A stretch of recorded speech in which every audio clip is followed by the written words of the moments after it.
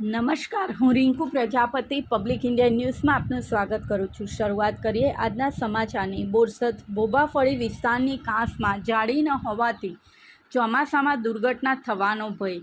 બોરસદ શહેરના જનતા બજાર બોબાફળી વિસ્તારમાં પસાર થતો વરસાદી પાણીનો મુખ્ય કાંસ બસ સ્ટેન્ડથી શાક માર્કેટ સુધી પેટી કાંસ આવેલ છે, ત્યારે શાક માર્કેટથી બોબા તળાવ સુધી કાંસ ખુલ્લો હોવાથી અગાઉ લગાવેલી જાળી તૂટી જવાના કારણે કાઢી લેવામાં આવી હતી, પરંતુ સલામતીને ધ્યાને લઈને નવી જાળી ફિટ કરવામાં આવી નથી। ત્યારે આ કાંસની બાજુમાંથી પસાર થતા મુખ્ય માર્ગ પરથી નાના મોટા વાહનો રાત દિવસ પસાર થાય છે અને માર્ગ પર ધસમસતો પાણીનો પ્રવાહ કાંસમાં જાય છે।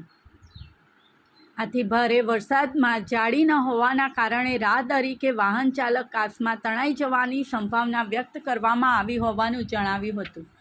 પ્રાપ્ત વિગત મુજબ બોરસદના જનતા બજાર બોબાફળી વિસ્તારમાં પસાર થતો વરસાદી પાણીનો મુખ્ય કાંસ એ બસ સ્ટેન્ડથી શાક માર્કેટ સુધી પેટી કાંસ છે। શાક માર્કેટથી બોબા તળાવ સુધી કાંસ ખુલ્લો છે, જેમાંથી સમગ્ર શહેરનું વરસાદી પાણી એ બોબા તળાવમાં ઠલવાય છે। આ મુખ્ય કાંસ પર અગાઉ લગાવેલી જાળી તૂટી જવાના કારણે કાઢી લેવામાં આવી હતી, પરંતુ સલામતીને ધ્યાને લઈ નવી જાળી ફિટ કરવામાં આવી નથી। આ કાંસની બાજુમાંથી પસાર થતા મુખ્ય માર્ગ પરથી નાના મોટા વાહનો રાત દિવસ પસાર થાય છે અને માર્ગ પર ધસમસતો પાણીનો પ્રવાહ એ કાંસમાં જાય છે।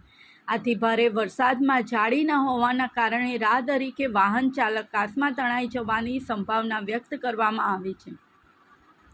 એક વર્ષ અગાઉ તંત્રની બેદરકારીને કારણે આ વિસ્તારમાં કાંસમાં તણાઈ જતા એક બાળકનું મોત નીપજ્યું હતું, છતાંય તંત્ર દ્વારા અકસ્માતની રાહ જોવાતી હોય તેવી સ્થિતિ નજરે પડી રહી છે।